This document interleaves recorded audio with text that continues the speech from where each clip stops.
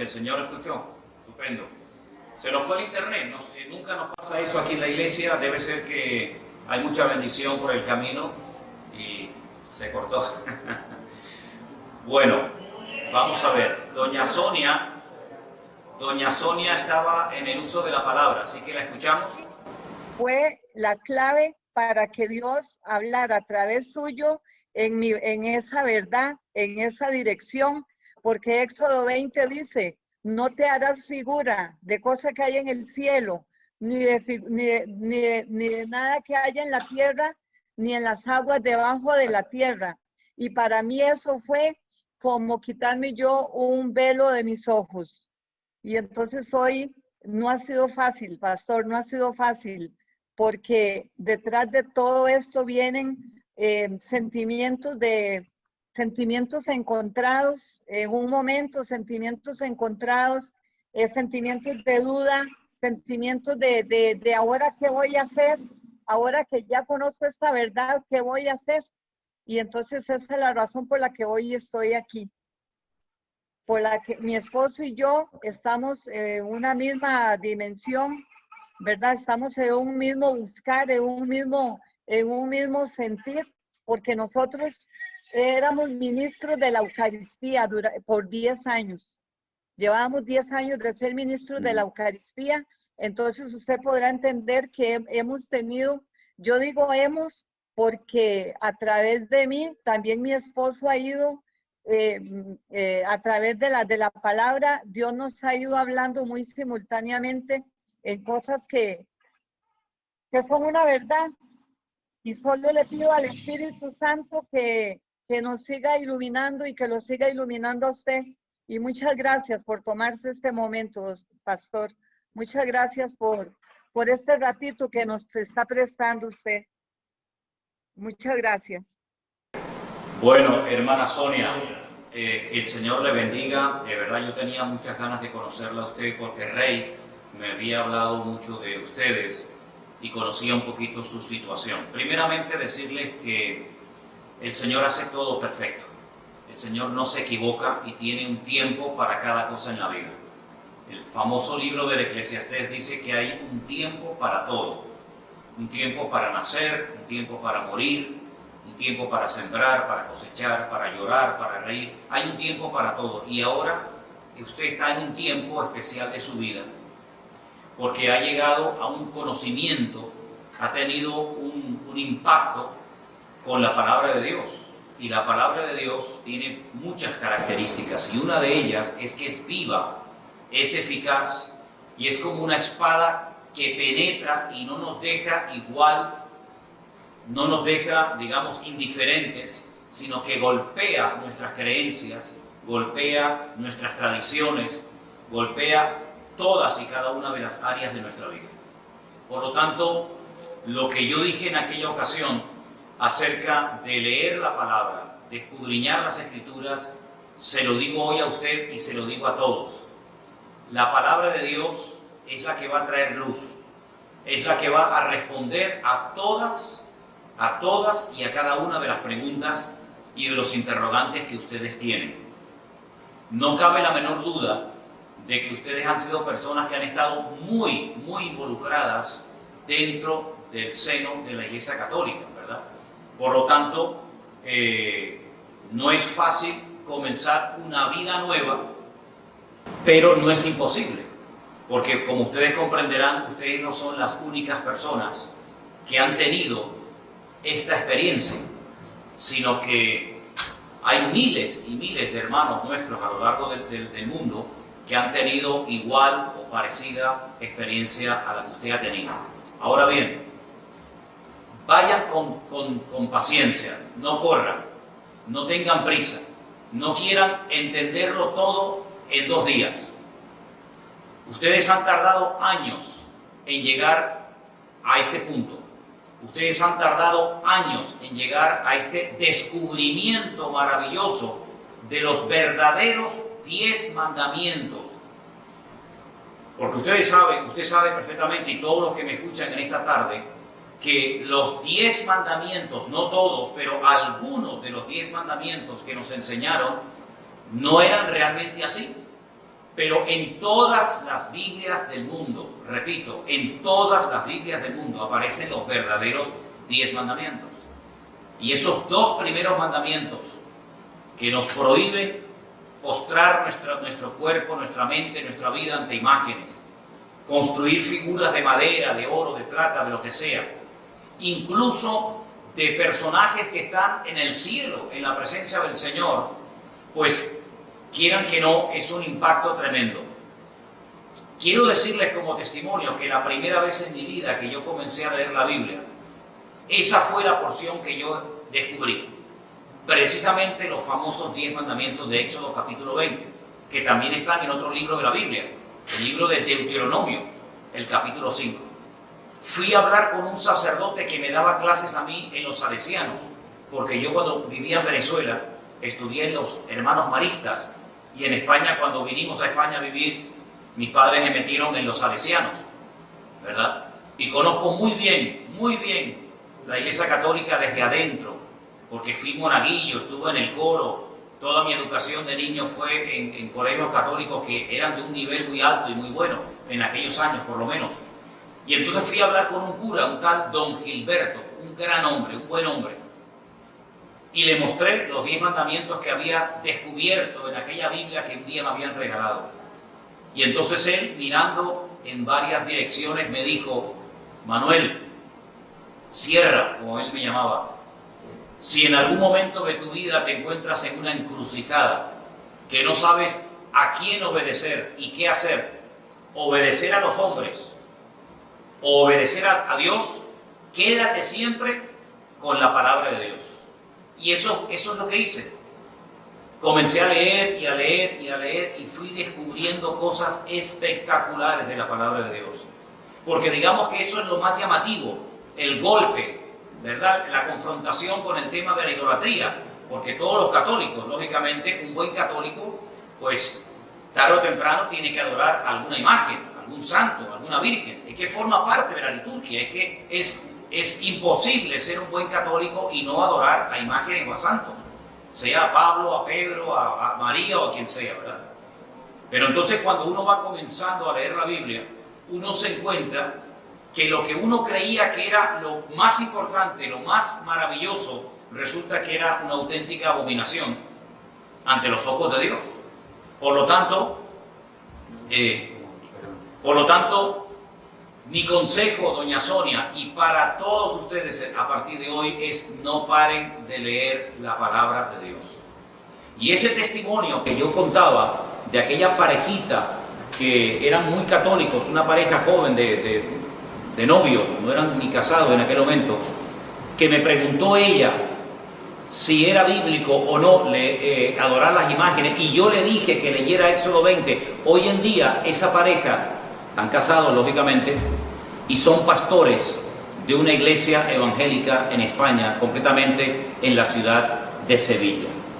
¿Qué quiero decir con todo esto? Que cuando Dios comienza a cambiar una familia, una vida, un corazón, no hay nada ni nadie que lo detenga. No tengan miedo. Ustedes, todos los pasos que den a partir de hoy, consúltenle a Dios. Lean la palabra del Señor. No le tengan miedo al hombre, porque ustedes han sido iluminados con la luz del Evangelio, con la luz de la palabra de Dios, y por lo tanto no tienen que tenerle miedo al hombre en absoluto. Al que hay que tenerle respeto es a Dios, pero al hombre no hay que tenerle miedo, sea quien sea y se llame como se llame. Así que yo le doy muchas gracias al Señor, doña Sonia, por conocerla, a usted, a su marido, y siga adelante. Les voy a contar a todos un pequeño testimonio.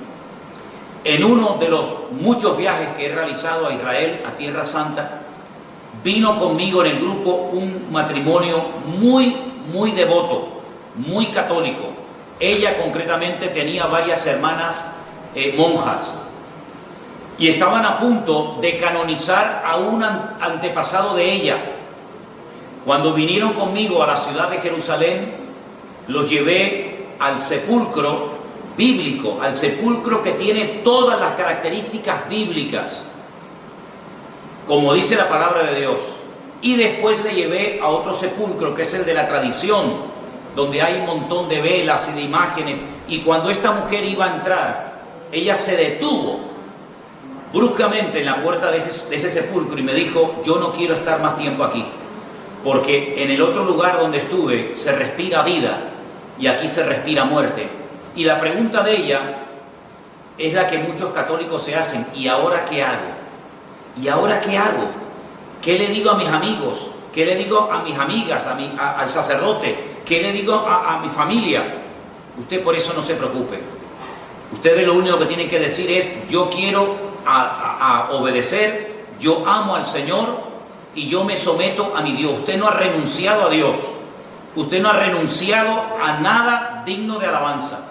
Por lo tanto, lo que le tiene que decir a todo el mundo es: Dios está cambiando mi vida, estoy leyendo su palabra, y lo que le puedo decir es que lean la Biblia como yo la he leído, y el Señor se encargará de hacer la obra correspondiente en cada persona. Es lo que le puedo decir, doña Sonia. Perfecto. Ok.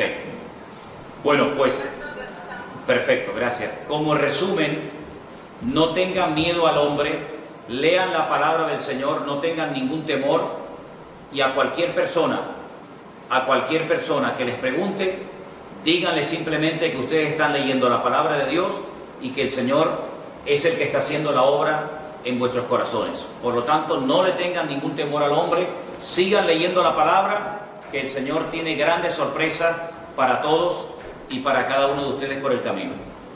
Doña Sonia, un beso, que Dios le bendiga, saludos a su marido, a su esposo, que Dios le guarde, mucho ánimo y a seguir adelante y a leer mucho la palabra de Dios, que en ella usted va a encontrar la respuesta a todas las preguntas, y el Señor le va a indicar con su Espíritu Santo, que ahora vive dentro de usted, lo que tiene que hacer en todo momento. Que Dios le bendiga grandemente. ¿Me escucharon bien ahora? Ok, gloria a Dios, gloria a Dios. Bueno, yo quisiera también decirle a cualquier otra persona que esté conectado en esta noche, que si tiene alguna pregunta, que aprovechando este momento tan bonito que estamos teniendo, que con toda libertad la haga. Ahora, perfecto, perfecto. Ok, buenas tardes, pastor. Que Buenas Señor le tardes, bendiga. hermana. Y a todos los hermanos. De verdad que qué bueno estar acá con ustedes. Para mí es una alegría inmensa. Y bueno, sí, tengo una pregunta rapidita para para darle chance a todos los demás. Es que tengo una duda con respecto a la oración. En la Iglesia Católica normalmente se ora rezando el Padre Nuestro, como todos los católicos saben. Padre Nuestro que estás en el cielo. Aquí todo el mundo sabe, los católicos, lo que es el Padre Nuestro. Yo estuve leyendo en Lucas 11, que cuando los discípulos se reúnen con Jesús, igual le preguntan de qué manera ellos podían orar. Y él les dice que oren de esta manera: Padre Nuestro que estás en el cielo. O sea, se repite la misma oración que hacen en la Iglesia Católica. Mi duda es esta: nosotros que ya estamos teniendo una relación directa con Jesucristo, como usted bien lo dice, ¿podemos seguir haciendo esa misma oración o debemos orar como si tuviéramos una conversación con Dios directamente, sin tener que usar tanto palabrerío y tantas cosas que se decían en la otra iglesia, sino como que vaciar tu corazón y decir lo que tú sientes, lo que tú piensas, y Él le irá indicando a uno de qué manera uno va a ir orando, ¿no? Ok, Esa es mi pregunta. Hermana, escuché muy bien su pregunta y le voy a pasar a responderla, y que la respuesta sirva también para todos los que están conectados en esta tarde. Primeramente, hermana, decirle que la oración, la preciosa oración del Padre Nuestro, no es una oración de la Iglesia Católica. El patrimonio no lo tiene la Iglesia Católica, ni la Iglesia Evangélica, ni nadie. La oración preciosísima del Padre Nuestro está en la Biblia y la enseñó nada más y nada menos que nuestro Señor Jesucristo, ¿verdad? Permítame leerles al grupo las palabras previas y posteriores a la preciosa oración del Padre Nuestro. En el Evangelio según San Mateo, por si tienen la Biblia a mano y quieren seguir la lectura conmigo, en el capítulo 6, Mateo capítulo 6, verso 5, dice la palabra de Dios: y cuando ores, no seas como los hipócritas, porque ellos aman el orar en pie en las sinagogas y en las esquinas de las casas para ser vistos por los hombres. De cierto os digo que ya tienen su recompensa. Mas tú cuando ores, entra en tu aposento y cerrada la puerta, ora a tu Padre que está en secreto, y tu Padre que te ve en lo secreto, te recompensará en público. Versículo 7. Y orando, no uséis vanas, escuchen, no uséis vanas repeticiones como los gentiles que piensan que por su palabrería serán oídos. No os hagáis semejantes a ellos, porque vuestro Padre sabe de qué cosas tenéis necesidad antes que vosotros se la pidáis. Es decir, en el pueblo de Israel, hasta el día de hoy, hay libros muy gordos, libros enormes. El más famoso se llama el Sidur. El Sidur, donde hay oraciones absolutamente para todo. Para cuando usted come, cuando usted bebe, cuando usted sale, cuando usted entra, cuando se muere una persona, cuando nace un niño, para un matrimonio, para un bautismo, absolutamente para todo. Son oraciones que se hacen continuamente. Hay 3 oraciones que en el pueblo de Israel obligatoriamente todo devoto tiene que hacer cada día. La oración de la mañana, que se llama Shaharit, la oración de la tarde, aproximadamente como a las 3 de la tarde, que se llama la Minjá, y la oración de la noche, que se llama la oración de Arbit. Todos los días las mismas oraciones, las mismas lecturas, los mismos salmos, toda la vida. Esto ya existía en los tiempos del Señor Jesucristo. Oraciones repetitivas que se aprendían de memoria, que se enseñaban de generación en generación, el padre al hijo, el hijo al nieto, sucesivamente. ¿Qué es lo que hace el Señor Jesucristo? El Señor Jesucristo le enseña a los discípulos y a todos los cristianos una oración modelo, una oración base, que va a servir para que sobre esa oración sepamos qué cosas podemos pedir y cómo debemos pedirla. ¿Es malo repetir en alta voz el Padre Nuestro? En absoluto. En absoluto. El Padre Nuestro, repito, no es una oración de la Iglesia Católica ni una oración de la Iglesia Evangélica, es una oración bíblica. Ahora bien, hay muchas cosas que no incluye el Padre Nuestro, pero como el Padre Nuestro me enseña a pedir ciertas y determinadas cosas, yo puedo pedir por mi familia, puedo pedir por mi salud, puedo pedir por mi país, puedo pedir por un trabajo, puedo darle gracias al Señor por lo que tengo, por lo que he aprendido, por los hermanos en Cristo que estoy conociendo, etcétera, etcétera. Es decir, no está mal repetir el Padre Nuestro en alta voz, en absoluto, pero por favor, no lo hagan, permítame la expresión, como los loros, de una forma ya repetitiva, de memoria, que no sabemos lamentablemente lo que estamos diciendo. Si alguien quiere usar y hablar de vez en cuando con las palabras de la preciosa oración del Padre Nuestro, no hay ningún problema, pero no lo haga como un rezo repetitivo, monótono y aburrido, sino que usted puede orar ahora con total libertad a su Dios, a su Padre Celestial, que lo conoce, que lo ve, y por lo tanto no se limite, repito, no se limite única y exclusivamente a repetir el Padre Nuestro, porque usted puede orar hoy por hoy lo que quiera. Y miren, les voy a dar un consejo que me dieron a mí hace muchos años. Si usted quiere aprender a orar bien, bíblicamente, utilizando términos bíblicos, oraciones preciosas, lean los Salmos. El famoso y precioso libro de los Salmos, que hay 150, léalo. Cada día puede leer un salmo. Hay 150, muchas son oraciones, pero usted va a aprender oraciones preciosas que también, como no, usted puede utilizar esos términos, esas frases y esas palabras. Así que como conclusión, usted puede repetir el Padre Nuestro cuando quiera, siempre y cuando no lo haga de una forma repetitiva, monótona, religiosa y aburrida. Pero no se limite única y exclusivamente a orar usando el Padre Nuestro, porque usted puede hoy por hoy orar con total libertad de padre a hijo, de hijo a padre, cuantas veces quiera. Espero que haya quedado bien, quiero decir, espero que haya quedado clara, mejor dicho, la respuesta a su pregunta, querida hermana. Perfecto, perfecto, quedó totalmente claro. Y quería Amén. acotar que sí, bueno, que tengo los libros de los Salmos, un librito solo de Salmos y lo leo siempre, pero bueno, era mi duda. También quería decirle rapidito, porque yo no es que estuve hasta ayer en la Iglesia Católica, pasa que vengo de una familia donde la mitad es católica y la mitad es cristiana. Y entonces me quedaban como que dudas y quise entrar para aclarar dudas, pues de verdad Muy bien. que chévere, gracias y de verdad que feliz con la respuesta. Gracias. Bendición, hermano. Bendiciones. Vamos a darle lugar a otras personas. Yo, como me estaba fallando el ordenador, la computadora, tengo el iPhone en la mano, el teléfono, pero tengo la pantalla frente a mí. Y Vanessa, si tú ves a gente con la mano levantada queriendo hacer una pregunta, dime de quién se trata y le damos enseguida lugar para que haga su pregunta. Silvia Colín. Ok, Silvia Colín, por favor, si es tan amable, abra su micrófono y haga la pregunta que usted quiera. Ok, bienvenidos todos y qué bueno que estamos en esto y que nos salimos a tiempo de una religión en la que cuando yo me di cuenta hasta lloré porque dije, Dios mío, he sido engañada toda mi vida.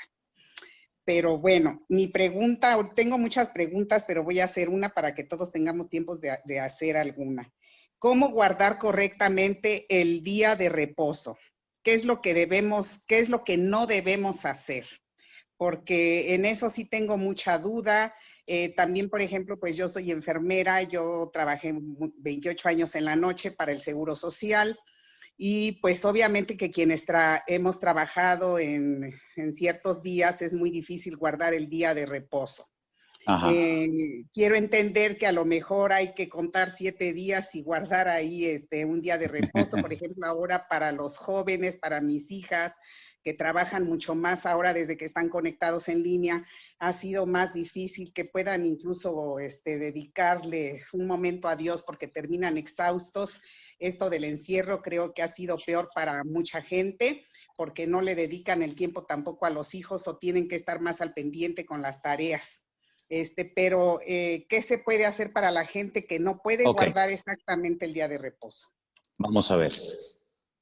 Cuando uno lee en Génesis, el primer libro de la Biblia, todo lo que el Señor le ordenó a Adán y a Eva que hicieran, curiosamente, una de las cosas que le pide es que el séptimo día lo santifiquen. La palabra santificar significa apartar o consagrar. ¿Me explico? Apartar o consagrar es lo mismo que santificar. Bien, se lo dijo a Adán y a Eva. Es decir, en el séptimo día, ¿qué es lo que tenían que recordar? ¿Qué es lo que tenían que hacer? ¿Qué tenían que tener presentes aquella pareja por el hecho de que Dios le dijera que tenía que apartar ese día de una forma especial? Ahora bien, los días en la Biblia no reciben nombre. Se llama día primero, segundo día, se juntan los números, noten qué interesante, los números ordinales con los números cardinales, no se dice primer día, sino día primero, después segundo día, tercer día, así sucesivamente. El único día de la semana, repito, el único día de la semana que recibe un nombre es el séptimo, que se llama en nuestro idioma el sábado, y en el idioma bíblico la palabra es Shabbat. Shabbat, de la cual procede con las mismas letras, pero cambiando la pronunciación vocálica, la palabra Shebet, que significa sentarse o reposar. Cesar actividad, ¿verdad? Cesar cualquier actividad y consagrar o santificar ese día única y exclusivamente para el Señor. Bien. A lo largo de la historia, ningún pueblo guardó ese día de reposo porque se desviaron. Unos comenzaron a adorar a Moloc, a Baal, a Milcón. Solamente el pueblo de Israel a lo largo de la historia y después de recibir la Torá o la ley en el monte Sinaí por medio de Moisés, recibió la orden, y está dentro de los 10 mandamientos, de santificar el día de reposo, el Shabbat. No cualquier día, sino el séptimo. ¿Por qué? Porque en el séptimo día Dios cesó su actividad creadora. Dios no hizo nada, no habló, no hizo nada, ya todo estaba terminado. Y entonces, para decirle a las naciones paganas, nosotros no hacemos nada, porque es el testimonio visible, objetivo, que Israel podía dar como botón de muestra de que ellos creían en una obra creadora por mano de un Dios creador. Entonces, cuando la gente decía, pero ustedes, ¿por qué no trabajan en sábado? ¿Por qué los animales descansan en sábado? ¿Por qué no hacen nada? Porque nosotros creemos que Dios creó todo en 6 días y el séptimo día reposó. Era un testimonio tremendo. Ahora bien, cuando vamos al Nuevo Testamento y nos encontramos ya con la iglesia, con el cristianismo, uno históricamente sabe perfectamente, y solamente es cuestión de indagar y estudiar un poco, que los cristianos seguían, porque la inmensa mayoría en un principio eran judíos, seguían en las casas, en sus hogares, partiendo el pan. Y uno dice, bueno, partiendo el pan se refiere a que tomaban lo que llamamos la Santa Cena, el pan y el vino. No.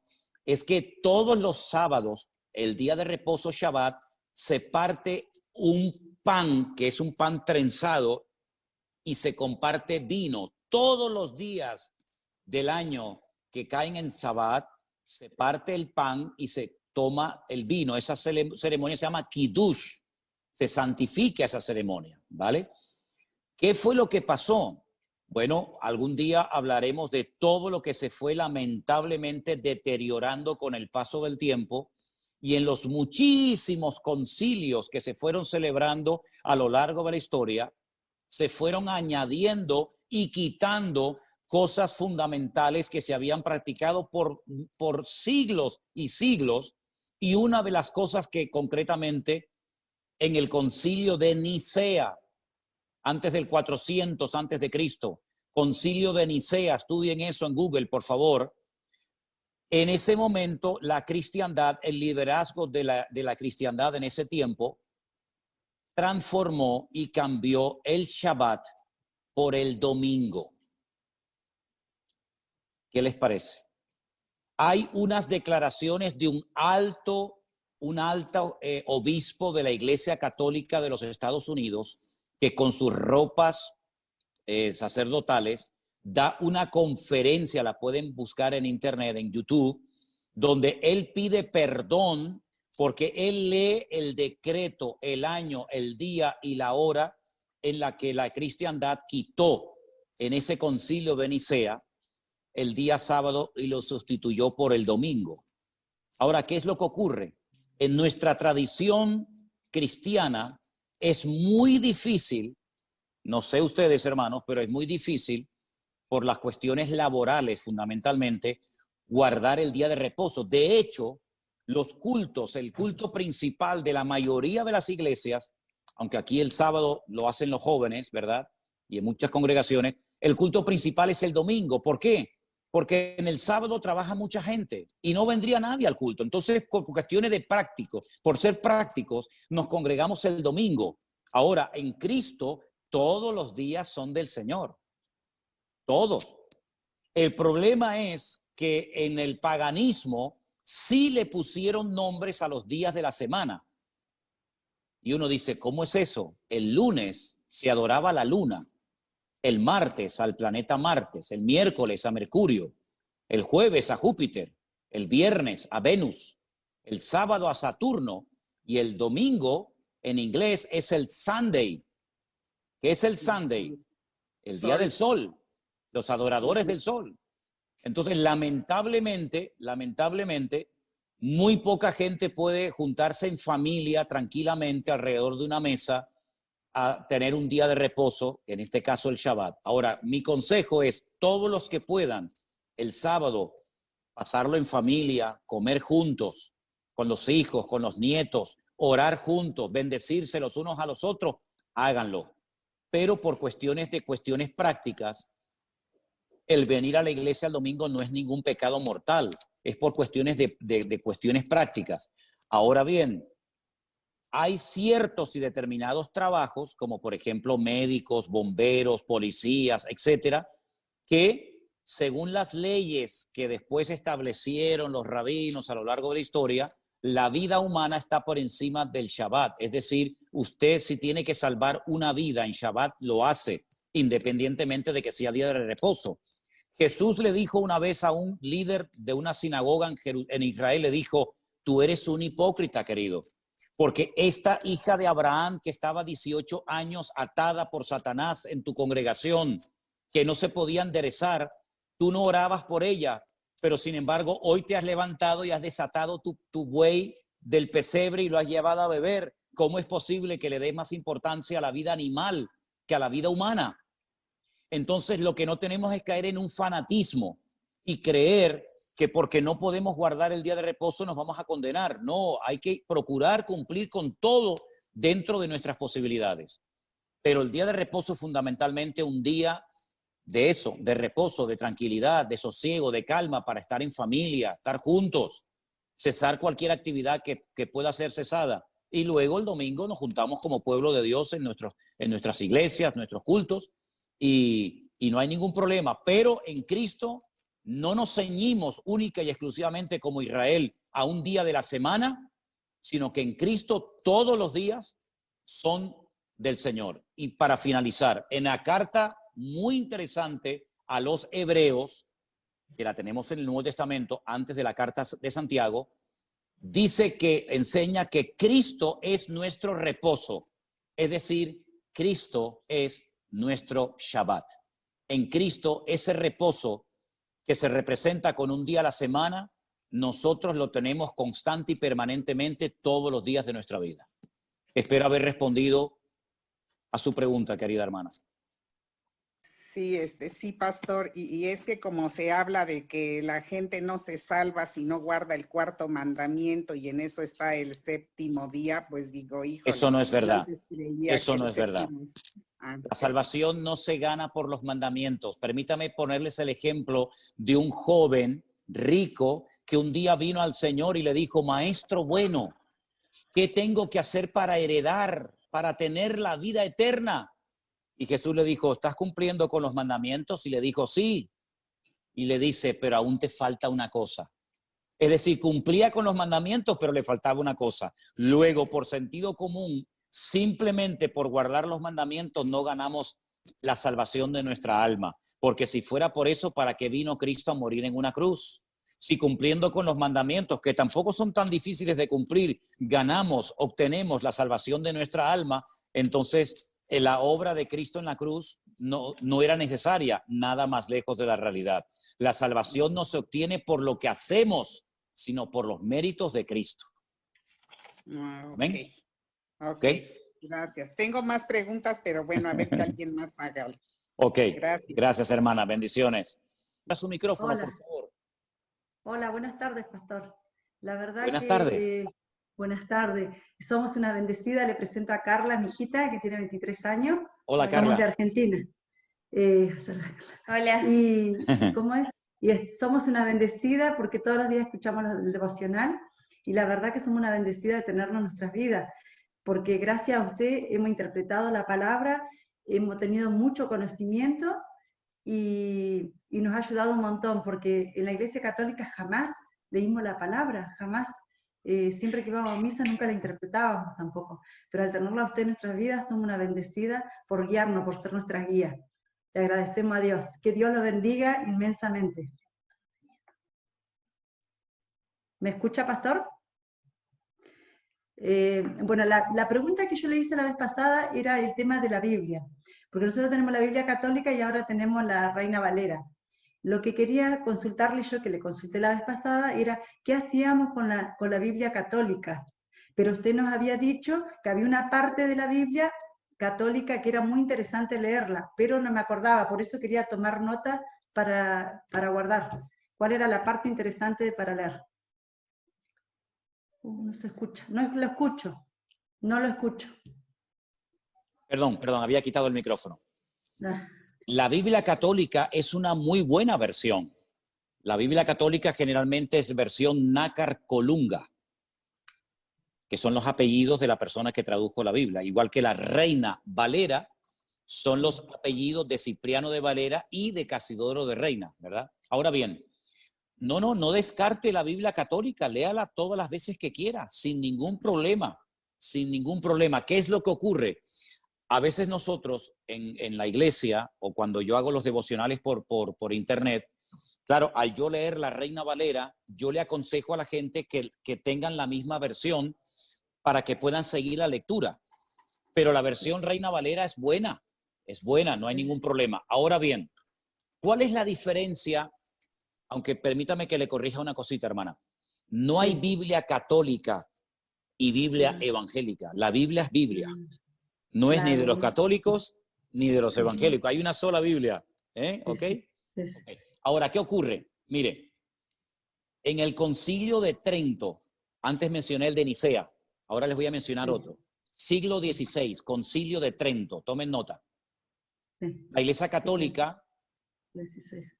hizo muchos cambios, quitó, puso muchas cosas, y una de las cosas tremendas que ocurrieron en el famoso Concilio de Trento fue que la Iglesia Católica decidió añadirle 7 libros más al canon de la Biblia. Es decir, lo que ya estaba establecido por siglos y siglos y siglos. Fíjese, le estoy hablando del siglo XVI. Luego habían pasado ya muchos siglos después de Cristo, ¿verdad? Le añadió 7 libros de historia judía. Algunos de esos libros se llaman Baruch, Sabiduría, Tobías, Primera y Segunda de Macabeos, ¿verdad? En total 7 libros. 7 libros de historia. Usted dice que es de Argentina, ¿verdad? Sí, de Argentina, pastor, sí. Imagínense que en la Biblia añadieran historia de la República Argentina. Y que la agregue. Es una historia interesante, pero que no tiene nada que ver con lo que el Señor ya había puesto en su palabra. Entonces yo recomendé en un momento la lectura de los libros de Primera y Segunda de Macabeos. Y voy a dar una pequeña explicación para explicarles el por qué lo recomendé. En el Antiguo Testamento, la Biblia está dividida en 2 partes. Antiguo Testamento, es decir, antes de Cristo, Nuevo Testamento, después de Cristo. Bien. En el Antiguo Testamento, a través del profeta Daniel, el Señor profetizó que en el futuro vendrían 4 imperios que harían cosas tremendas contra el pueblo de Israel. Esos 4 imperios eran el imperio babilónico, el imperio de los medos persas, el imperio griego y el imperio romano. Si ustedes leen el Antiguo Testamento van a encontrar muchas cosas del imperio babilónico y también muchas cosas interesantes del imperio medo-persa, pero no va a encontrar ninguna información del imperio griego. Cuando empiezan ustedes a leer el Nuevo Testamento se encuentran, por ejemplo, a los romanos, a los centuriones, se encuentran a Poncio Pilato, etcétera, en el Nuevo Testamento. Y uno dice, ¿y qué pasó con los griegos? No están en la Biblia. ¿Por qué? Porque entre el último libro del Antiguo Testamento y el primero del Nuevo Testamento hay 400 años de silencio. No se cuenta nada. No pasó nada. Claro que pasaron muchísimas cosas. Por ejemplo, la historia de Alejandro Magno, la historia del imperio griego. Entonces, ¿qué pasó con ese imperio? ¿Qué hicieron en Israel? ¿Qué hicieron con el templo de Jerusalén? No lo sabemos, pero en Primera de Macabeos y en Segunda de Macabeos encontramos cosas muy interesantes que ocurrieron en ese periodo de la historia.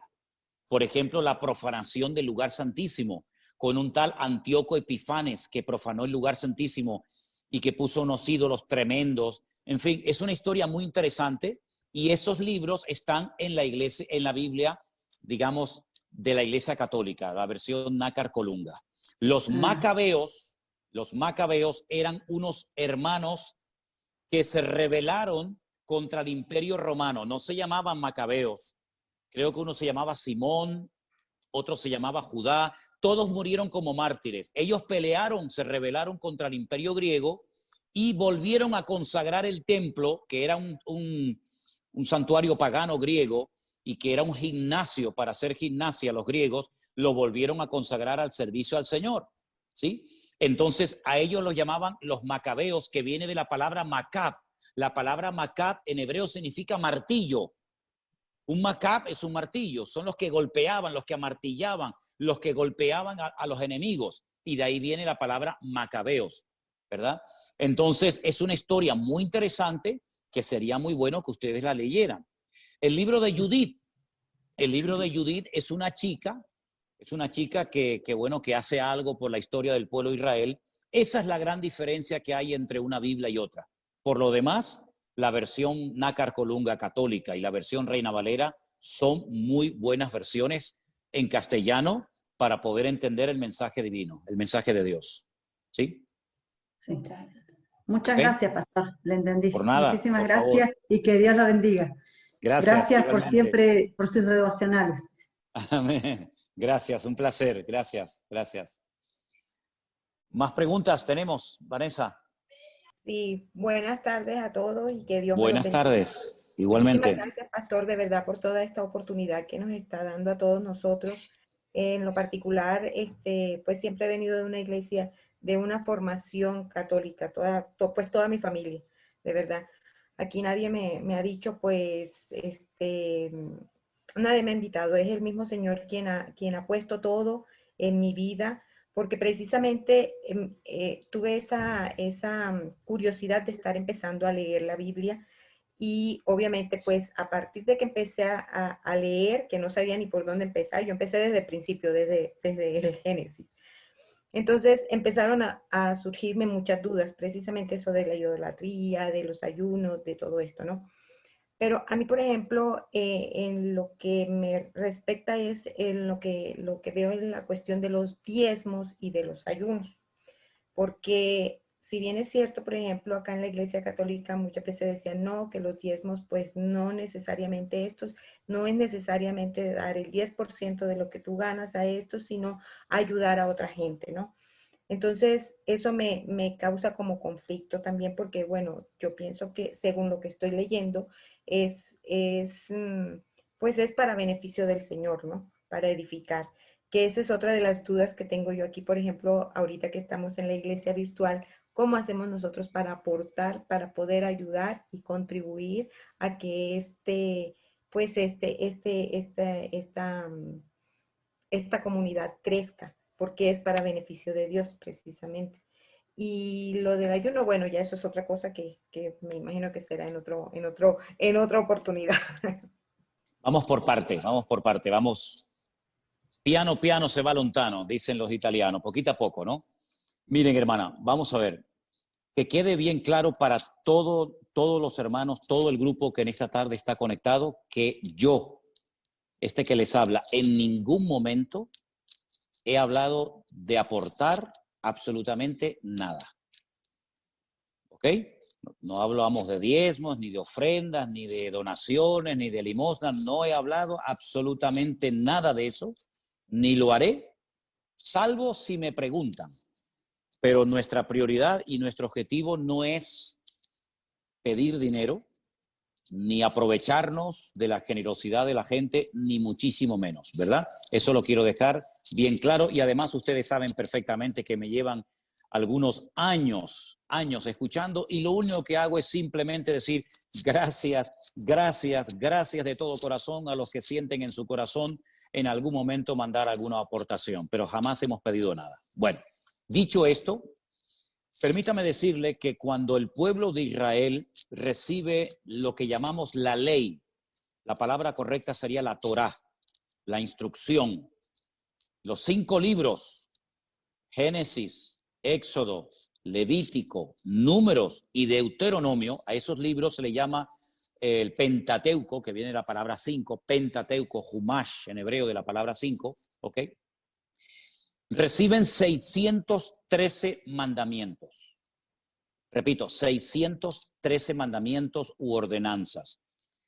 Había ordenanzas que eran para las casadas, para las solteras, para los viudos, para los soldados, para los agricultores, para los ganaderos, para los sacerdotes. Sí, imagínense, 613 mandamientos hay para todo el mundo y para todos los gustos. Ok. Una de las cosas que el Señor dijo es que de las 12 tribus de Israel, las 12 familias que se fueron reproduciendo y formaron el pueblo de Israel, el Señor escogió a una de las 12 que fueron los levitas, la famosa tribu de Leví, que no iban a recibir herencia, no iban a recibir tierra, por lo tanto, no se iban a poder dedicar ni a la agricultura, ni a la ganadería, ni a ningún otro trabajo, sino solamente a las cosas del templo, del tabernáculo, las cosas del Señor, los sacrificios, etc. Entonces la pregunta es, si no podían trabajar en otra cuestión más que en los asuntos de Dios, ¿de qué vivía esta gente? ¿Verdad? Pregunta lógica.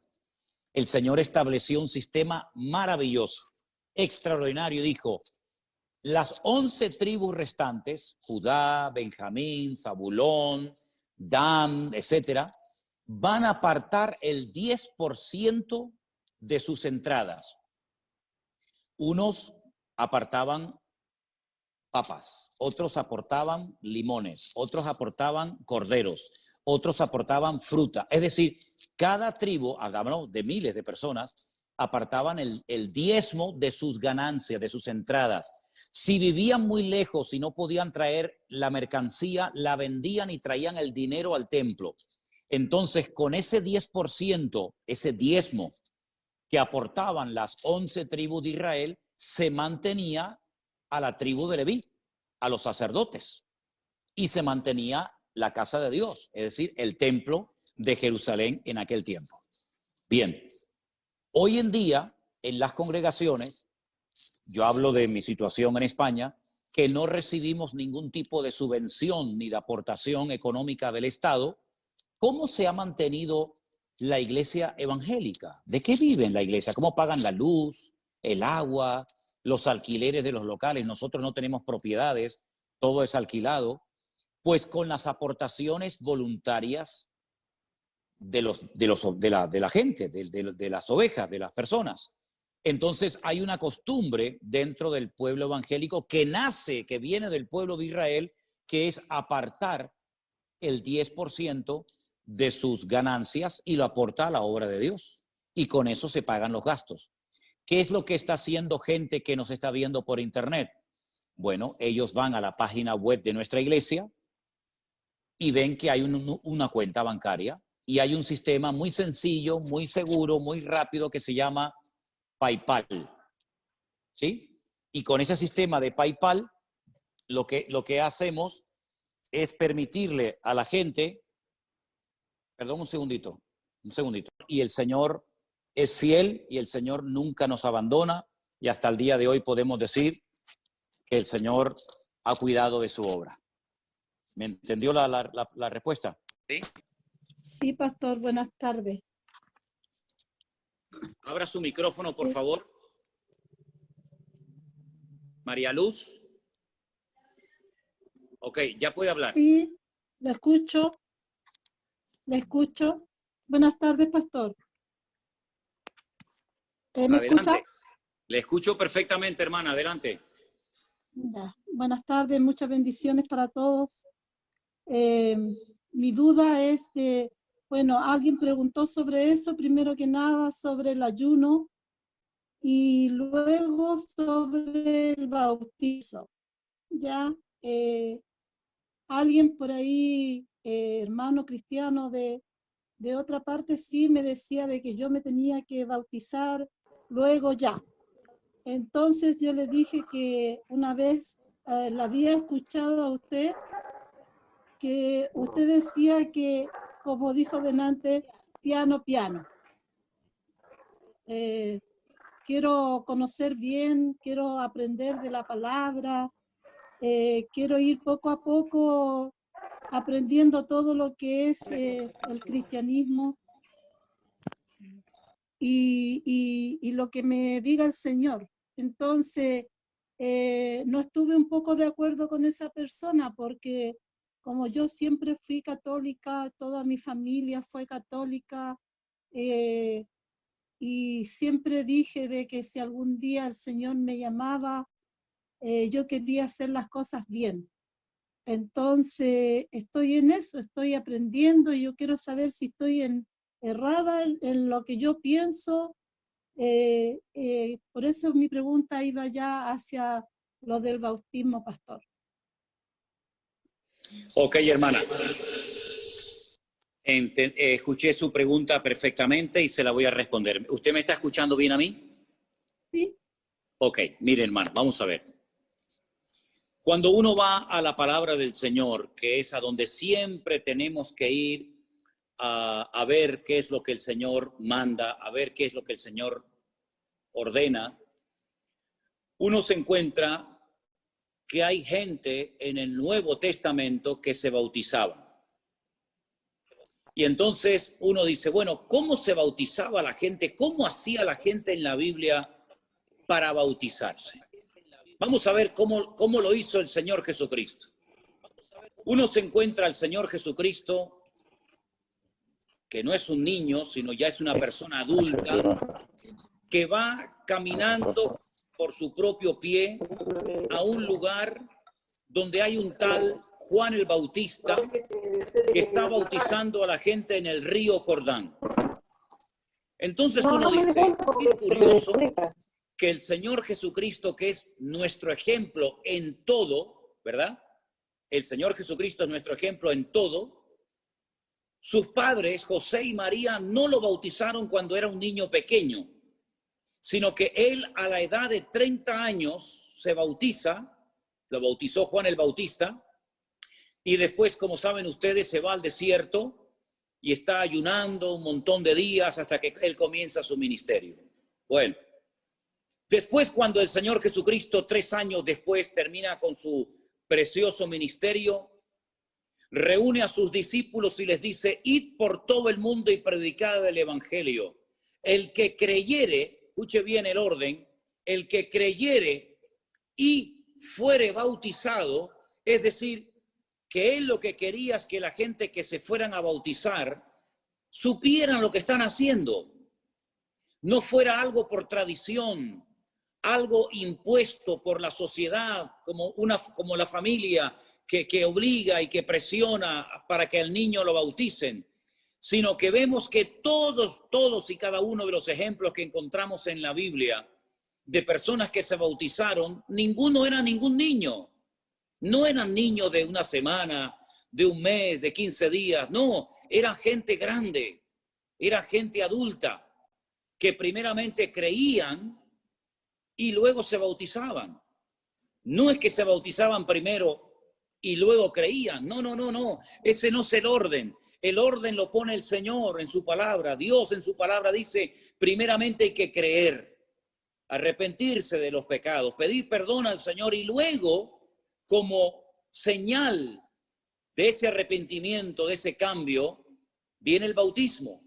Entonces, seguramente, hermana, a usted, como a mí y como a la mayoría de nosotros, a nosotros nos bautizaron cuando éramos chiquitos, cuando éramos niños pequeñitos.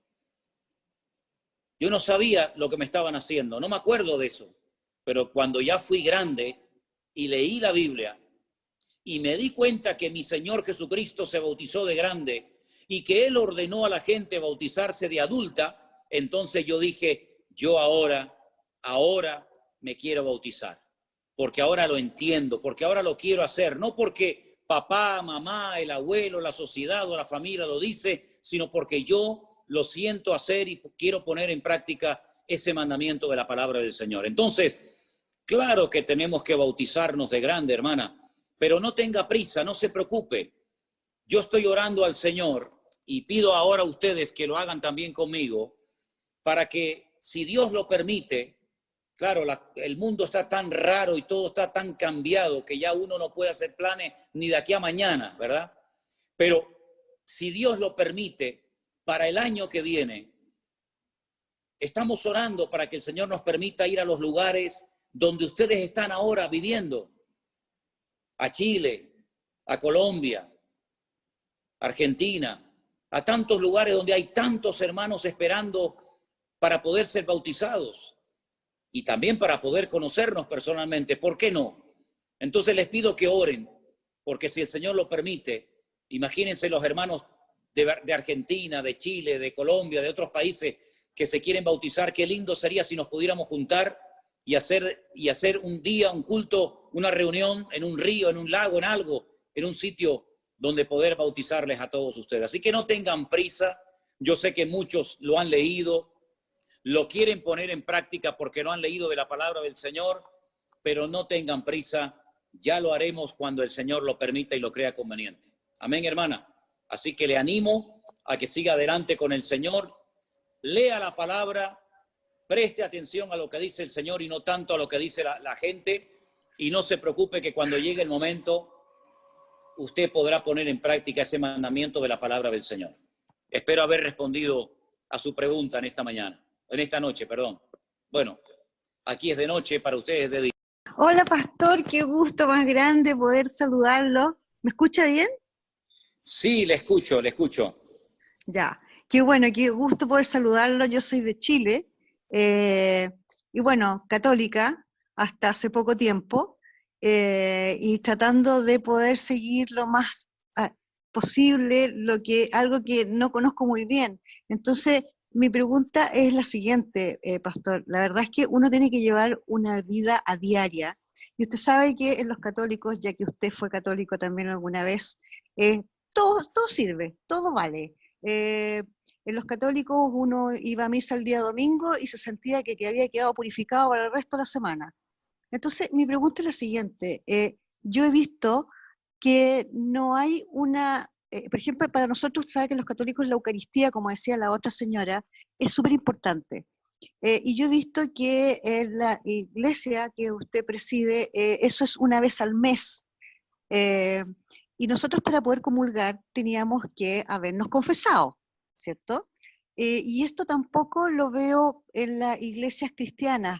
Entonces mi pregunta es, no importa que uno no se haya confesado, o cómo lo hacen para ustedes determinar cuándo es la Santa Cena que ustedes le llaman y para poder estar bien con el Señor, porque para nosotros sabe lo importante que es la Eucaristía. Le escuché perfectamente, hermana. Le escuché perfectamente y es una pregunta muy, muy interesante y me alegro mucho que la haya hecho porque estoy seguro de que le va a ayudar a más de uno de los que están conectados en esta noche. Vamos a ir por partes, ¿sí? El Señor Jesucristo, la noche que fue entregado, la noche que lo crucificaron, ¿verdad? ¿Qué fue lo que repartió a sus discípulos? Repartió pan y repartió vino, ¿no es cierto? Porque además esa noche se estaba celebrando una fiesta que en hebreo se llama la fiesta de Pesaj. Nosotros la conocemos como la fiesta de la Pascua, ¿sí? Y es una noche muy, muy importante porque recordaban la liberación de la esclavitud en Egipto. Habían estado 400 años sus antepasados en Egipto como esclavos, la mayoría del tiempo, y lograron salir milagrosamente a través de Moisés, que los llevó hasta el monte Sinaí, y bueno, todos conocemos la historia, ¿verdad? Entonces, todos los años se sigue celebrando en Israel la fiesta de la Pascua, donde comen hierbas amargas, donde comen el cordero, donde comen pan sin levadura, donde toman el vino, ¿cierto? Ahora, en el Nuevo Testamento, el Señor Jesucristo dijo, haced esto en memoria de mí, y todas las veces que lo hagáis, la muerte del Señor anunciáis hasta que Él venga. Es cierto que cuando uno era católico, y sé perfectamente lo que usted dice, porque yo era casi de misa diaria, porque en aquellos tiempos teníamos que ir a misa casi todos los días en el colegio, y previamente teníamos que pasar por el confesionario.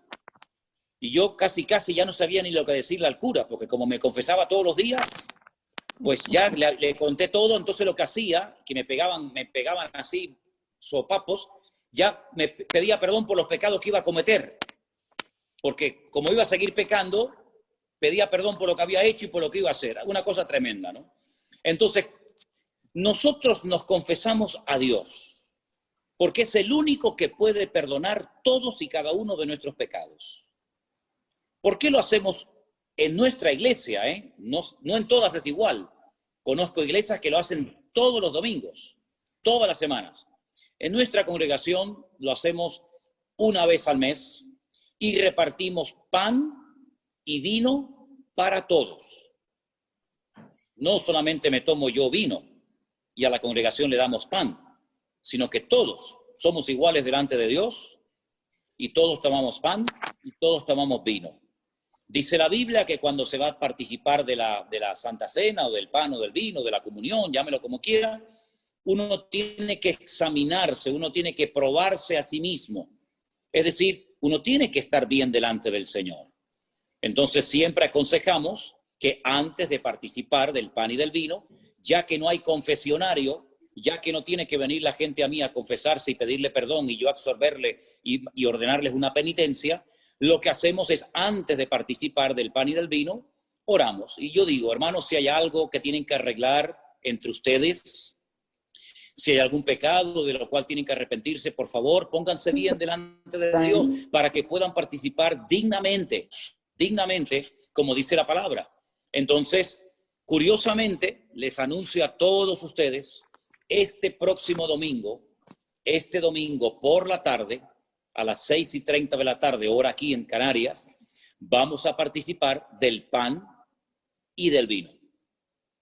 Entonces, yo anuncio esto por si alguno de ustedes que ya ha entendido el Evangelio, que va en serio con el Señor, quiere unirse virtualmente en ese momento con nosotros. Lo van a hacer miles de personas en muchas partes del mundo, pero si ustedes nunca lo han hecho y les gustaría participar del pan y del vino, pues tenga preparado el pan y el vino o el zumo de uva para ese día, y cuando llegue el momento, usted que va a ver el culto por YouTube en directo, cuando yo diga participemos ahora juntos del pan, usted lo puede hacer.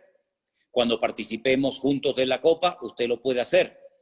Y algún día, si Dios lo permite, lo haremos juntos en persona. Así es que nosotros, ya digo, nos confesamos al Señor, procuramos estar bien delante del Señor para participar dignamente del Señor. Así que de aquí al próximo domingo, todo lo que tengan que arreglar, si tienen que pedir perdón, si tienen que perdonar, si tienen que alinearse con el Señor, procuren hacerlo todo decentemente y con orden, para que el próximo domingo, si Dios quiere y lo permite, podamos participar juntos del pan y del vino y disfrutar de un tiempo muy bonito en comunión. A pesar de la distancia, podemos hacerlo virtualmente por internet. ¿Les parece? Espero haber respondido a su pregunta, querida hermana. Sí, fue muy maravilloso, pastor, muy amable, muy claro, y quedé bastante tranquila porque era una de las dudas que yo tenía, precisamente porque usted sabe lo que significaba para los católicos, pero ya ahora que yo ya no sé dónde tengo el pie, espero que en la iglesia, que verdad, porque es difícil, es muy difícil guardé la Virgen, yo era marianista de rezar el rosario todos los días, y hay cosas que han sido difíciles, pero estoy muy contenta porque a través de la Biblia que la aprendí a leer con usted, pastor, me he ido dando cuenta y he ido encontrando las respuestas ahí. Entonces no siento que estoy haciendo algo mal, porque me sentía como engañando a la Virgen, me sentía como mal, me sentía con un peso súper grande. Claro.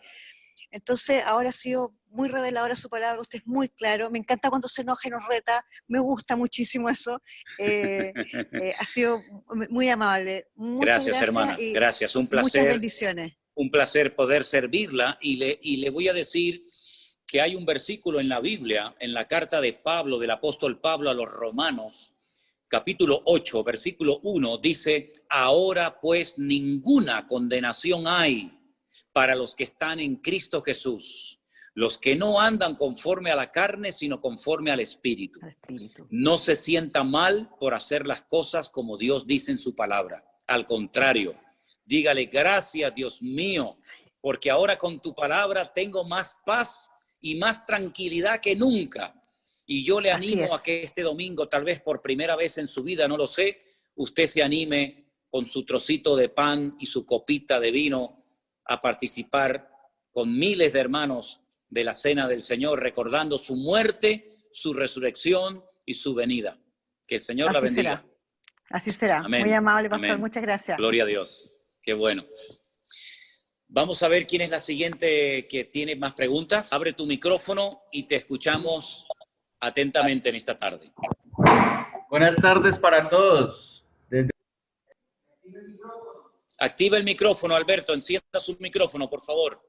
¿Ahí me escuchan? Sí, hermano, le escuchamos. Adelante. Buenas tardes para todos. Especialmente para usted, pastor, un saludo cordial. Mi nombre es Alberto Sánchez, de acá desde Colombia, en el departamento del Valle, en un municipio pequeño que se llama La Victoria Valle. Bueno, como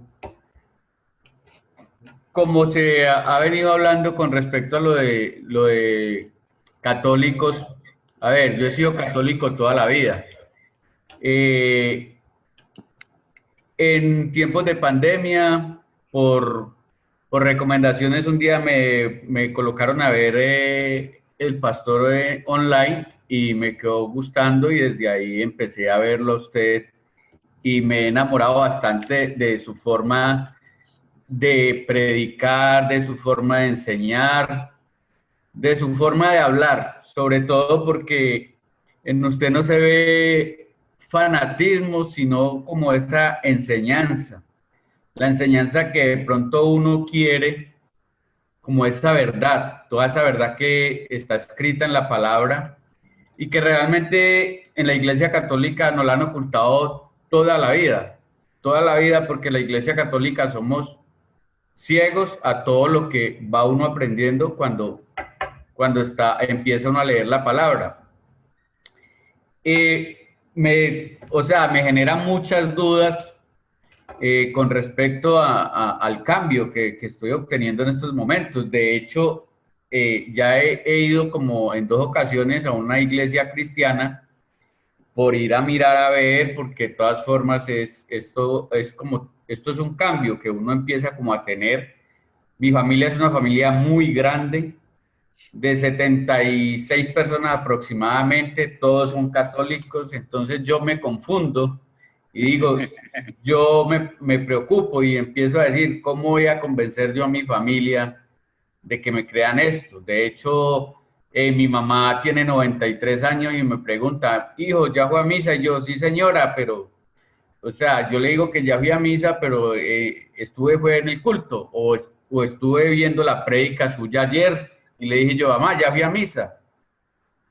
Entonces, como todas las confusiones. De hecho, uno también está acostumbrado a persinarse, a santiguarse. Entonces, todo eso me genera a mí cambios que me tienen como así, pero, o sea, decidido a aprender mucho de usted, pastor, porque, o sea, usted es una persona que atrae. Uno se puede quedar toda la noche viendo prédicas suyas de hace 2, 3 años y uno no se cansa. Le aseguro que uno no se cansa. De hecho, anoche me vi como 3 seguidas y uno no se cansa de verlo a usted. Entonces, estoy muy contento de haberlo conocido, aunque sea por redes sociales. Y qué rico que esté pensando en venir el otro año a los diferentes países. Aquí en Colombia lo esperaremos, porque hasta que usted no venga a Colombia, yo creo que no me bautizaría. Bueno, vamos a ver, Alberto. Mira, hermano, la mejor forma de predicar, ¿me oyes bien? Sí, señor. La mejor forma de predicar es con el ejemplo. Entonces, si usted da un buen ejemplo a su familia, yo le aseguro casi al 100% de que va a ser su familia la que le va a preguntar a usted qué le está pasando, qué le hicieron a usted. Porque es imposible que un cristiano de verdad, nacido de nuevo, comprometido con el Señor, que se toma en serio su vida cristiana, pase desapercibido. Usted no se preocupe por convencer ni a su familia ni a nadie, porque ese no es nuestro trabajo. Eso lo hace el Señor. y Él lo sabe hacer mejor que usted y que yo.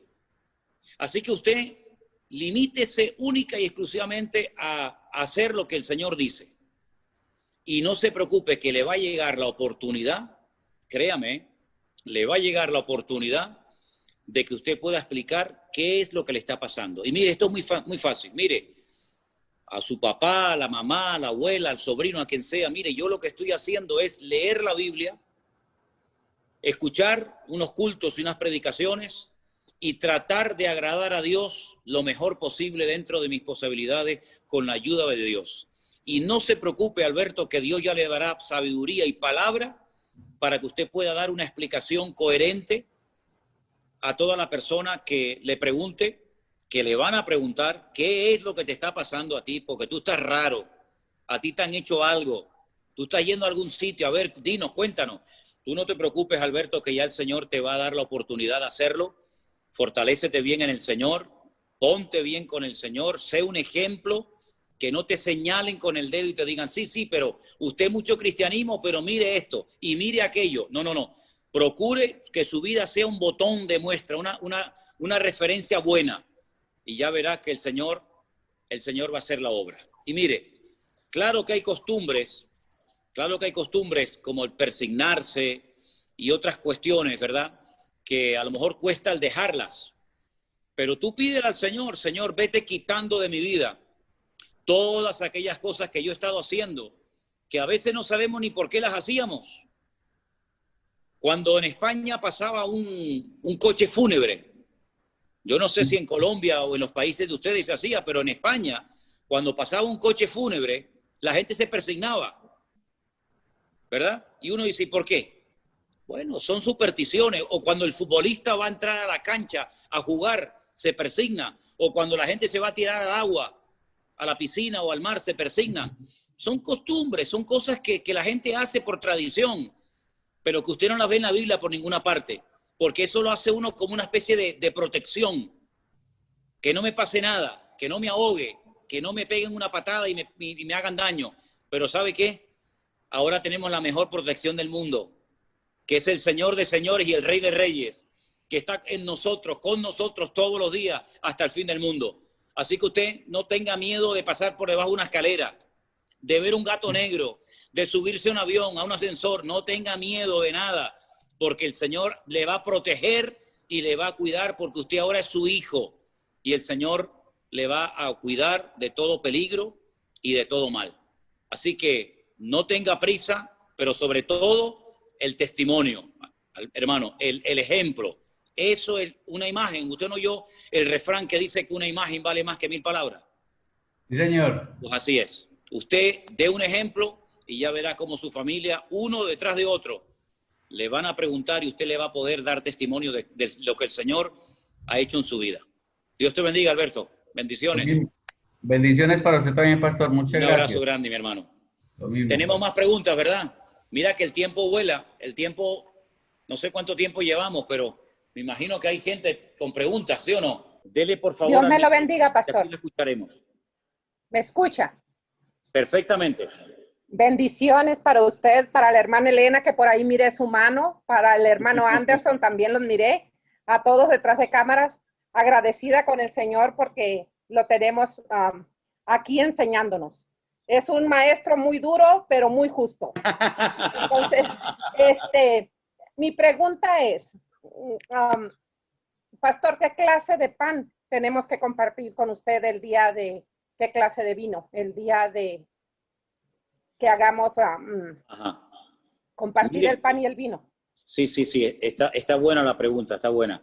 Mire, realmente lo que se tomaba, lo que se comía en los tiempos de Cristo y lo que comían los discípulos cuando llegaba esa noche, sobre todo en la época de la Pascua, era realmente pan sin levadura. Era lo que se comía, pan sin levadura. Era como de una galleta, ¿verdad? Y en el libro de Éxodo explica por qué se tenía que comer pan sin levadura, porque no había tiempo para que leudara la masa, porque tenían que salir muy rápido de Egipto. Pero mire, no se hagan problema con eso. Cualquier trocito de pan que usted tenga por la casa. Tampoco tiene que ser 1 kilo de pan. Un trocito pequeño. No se me vaya a atragantar. y después queramos tomar mucho más vino, Con ¿verdad? un trocito de pan cualquiera. Podemos participar juntos de la Santa Cena el domingo, si Dios quiere, que va a ser muy lindo y que estoy Y el seguro que vino, para muchos de pastor. ustedes va a ser la primera vez que lo van a hacer. Para mí sería la primera vez. ¿El vino, qué clase Dame de volumen, vino? no oigo nada. ¿Cualquiera? Dígame, El hermana. vino, pastor, ¿qué clase de vino? ¿Sería cualquier?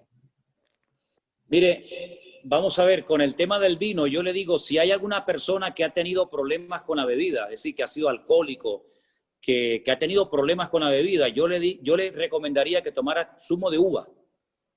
Okay. El zumo de uva, que es como si fuera vino, porque hay gente que fue alcohólica y no le conviene tomar vino. Claro. Ahora, que sí. los que nunca hemos tenido problemas con la bebida, los que nunca hemos sido esclavos del alcohol, solemos participar con una copita chiquita, copita chiquita de vino. Pero si no tiene vino, pues con zumo de uva, sin ningún problema. Perfecto. ¿Okay? Las dos cosas Era sirven, porque son frutos de la vid. Pregunta, y de la vid sale el vino y de la vid sale el zumo de uva. Así que una de las dos sirve sin ningún problema. ¿Ok? Ok, pastor. Muchísimas gracias. El Señor me los bendiga grandemente. Gracias, hermana. Miren, vamos a darle lugar a 2 o 3 preguntas más y vamos a ir terminando por ahora, porque yo creo que vamos a tener que tener más reuniones de cara al futuro. Me parece a mí que sí, ¿eh? Me parece a mí que sí. A ver, ¿quién va a ser la siguiente? Vanessa, por favor. Su micrófono. Listo. Buenas tardes. Adelante, pastor. hermana. Buenas tardes, pastor. Bendiciones, un gusto saludarle. Es mi hermana Mónica Victoria. ¿Sí nos escucha? Sí.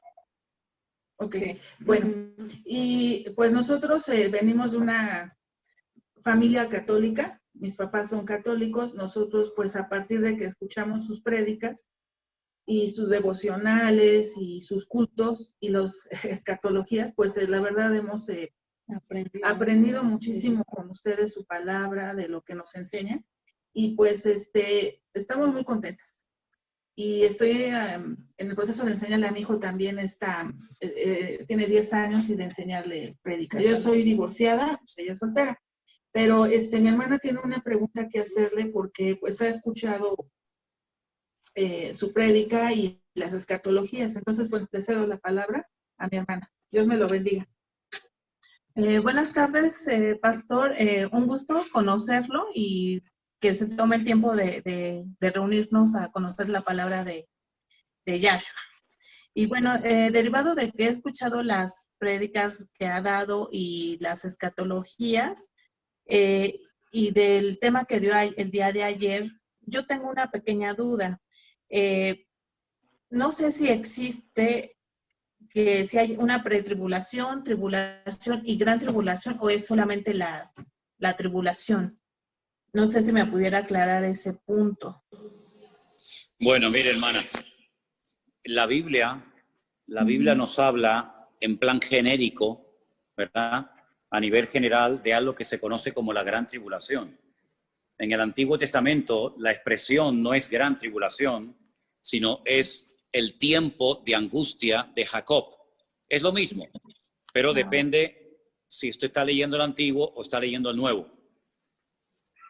Solamente recibe un nombre. No hay pretribulación, posttribulación, hay gran tribulación y punto.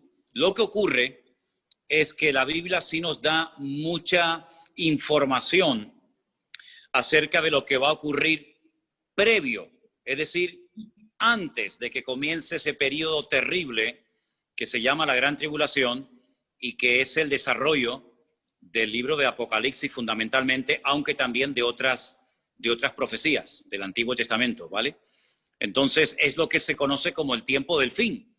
Es decir, cuando se acerque el tiempo de la tribulación, vamos a comenzar a ver muchísimas señales. Algunas de ellas ya estamos comenzando a verlas. Ya se está hablando de la formación de un nuevo orden mundial. Estamos viviendo una pandemia mundial, ¿verdad? Muchos de nosotros sabemos de lo que estamos hablando. Millones de hermanos no se pueden congregar, iglesias cerradas, etcétera. Entonces, hay una gran tribulación que empieza con algo que se conoce en la Biblia, en Apocalipsis 6, como los sellos, Los sellos, que son 7, a continuación 7 trompetas y a continuación 7 copas, las copas de la ira. Pero antes de que comience a desarrollarse o dé lugar el inicio de la gran tribulación, hay muchas señales previas, como los dolores a la mujer que está de parto, ¿verdad? No nace el niño en el primer momento, sino que hay unos dolores que van avisando que el niño viene, y esos dolores van preparando a la madre para el momento del alumbramiento, el momento del parto. Entonces, eso es lo que la Biblia, a grandes rasgos, nos enseña acerca de lo que se conoce como la gran tribulación. ¿Ok? Ok, sí, pues muchas gracias, pastor. Oramos por usted, por su familia y por toda la iglesia. Estamos muy, muy contentas y pues que Dios lo bendiga grandemente. Pues nada, hermana, un placer haberla podido ayudar, y de todas maneras, las clases de escatología que se grabaron en su momento, allí hay también muchas explicaciones que en un momento determinado sería bueno que a lo mejor usted escuchara y que le pueden ayudar y reforzar su conocimiento de la palabra, ¿sí? ¿Okay? Me pasan una nota que dice una niña, una hija de 8 años, que no ha aceptado al Señor. Bueno, al final de la reunión vamos a hacer una oración especial para los que todavía no han aceptado al Señor, que lo puedan hacer hoy y que puedan experimentar el gozo de la salvación. Voy a dar lugar a 2 preguntas más, por favor. Así que Vanessa me va a indicar de quién se trata la primera pregunta. Tenemos 2 y terminamos con oración.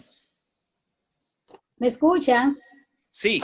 Hola, soy dominicana y vivo en Suiza desde hace 4 años más o menos. Yo mandé mi pregunta por WhatsApp porque yo pensé que no iba a estar hoy, pero gracias a Dios he podido estar.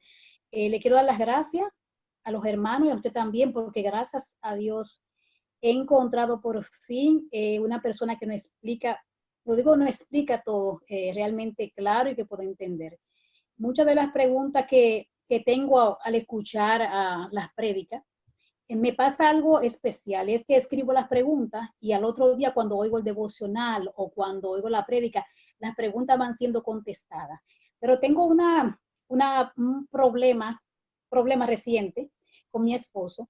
Yo al llegar aquí, visitaba la iglesia católica, yo soy católica desde hace mucho tiempo, era católica, y con él y su familia iba y visitaba, iba a la misa, iba a las actividades, pero al llegar aquí y convertirme, yo me convertí estando aquí, ya no quiero ir a esas actividades, y he tratado de explicarle, pero él no entiende, se pone molesto, se pone muy rebelde, tengo el problema con su familia porque también su familia lo presiona a él.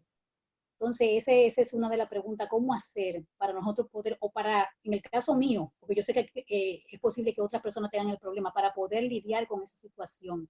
Porque mi esposo no entiende el cambio que ha habido en mi vida, mi esposo no entiende, entonces su familia también lo presiona y también quiere presionarme a mí para que yo vaya a la misa, para que vaya a los bautizos y para que vaya a las actividades católicas, que de hecho yo antes asistía al principio cuando llegué aquí. Gracias, y espero que también esta duda que tengo, esta pregunta, le pueda ayudar a otras personas, porque sé que también van a pasar, si no han pasado por la misma situación que yo. Ok, hermana. Mire, hermana, no es fácil y tiene que tener mucha paciencia. ¿Usted no ha oído el refrán que dice que se casan más moscas con miel que con vinagre? ¿Sí? Pues mire, hermana, tiene que pedirle mucha sabiduría al Señor, tener mucha paciencia con su marido, porque es lógico que si él no ha tenido la experiencia de aceptar al Señor como usted se ve que él ha tenido, él no va a entender de la noche a la mañana por qué usted no quiere ir a misa, por qué usted no quiere acompañarlo a diferentes lugares, pero tiene que tener sabiduría, tiene que pedirle al Señor mucha sabiduría y paciencia para que usted pueda ir ganándolo con amor. Y el Señor le va a dar palabras y el Señor le va a dar la sabiduría necesaria para que usted sepa cómo llevarlo a los caminos del Señor. Lo mismo que le dije antes a Alberto, se lo digo ahora a usted. El ejemplo, el testimonio, es lo que va a hacer que el corazón de su marido se ablande y que comience a interesarse por las cosas del Señor. Pero no es un trabajo de la noche a la mañana, sino que tiene que pedirle a Dios mucha sabiduría. Hay momentos que es mejor callar que ganar una discusión. Hay momentos que es mejor hablar y no callar. Es decir, es un día a día, y que el Señor le ayude a la luz de la palabra y orando al Señor por él. Ore mucho por él, ore mucho por él. Señor, toca su corazón, que él entienda el evangelio. Si usted un día, no sé cómo lo ve, pero si usted un día le dice, mira, ¿tú quieres que hagamos una oración juntos? ¿Quieres que demos gracias a Dios por la comida? ¿Quieres que demos gracias a Dios por nuestro matrimonio? Y él acepta. Es decir, vaya poquito a poco sembrando, con mucha paciencia, con mucha sabiduría, y ya va a ver como poco a poco el Señor va a ir tocando su corazón, pero sobre todo con el ejemplo. No intente convencerlo, ni intente obligarlo, porque los hombres así no van. Al contrario, se lo va a poner en su contra. Y a usted no le conviene, y a usted no le interesa tener una guerra en casa. Así que tenga mucha paciencia, ore mucho por él, y que el Señor toque su corazón. Y si algún día pueden orar juntos, aproveche. Y si no, inténtelo en otra ocasión. Pero sobre todo, paciencia. Y no corra, no lo presione, porque lo que va a hacer es producir la reacción contraria. ¿De acuerdo, hermana? Ok, Que Dios la gracias, bendiga. pastor. Bendiciones. Gracias. Venga, y la última pregunta de esta reunión de hoy. ¿Quién la va a hacer, por favor? Hola, ¿me escucha? Sí. Bendiciones, pastor. ¿Cómo le va? Muy bien, muy bien. Adelante. Bueno, yo estoy en la iglesia virtual con ustedes. Así que acá se lo presento a Oscar, católico, y quiere preguntar él. ¿Me entendió? Que yo estoy en la iglesia virtual con ustedes y él es el católico. Bien, pues que haga la pregunta.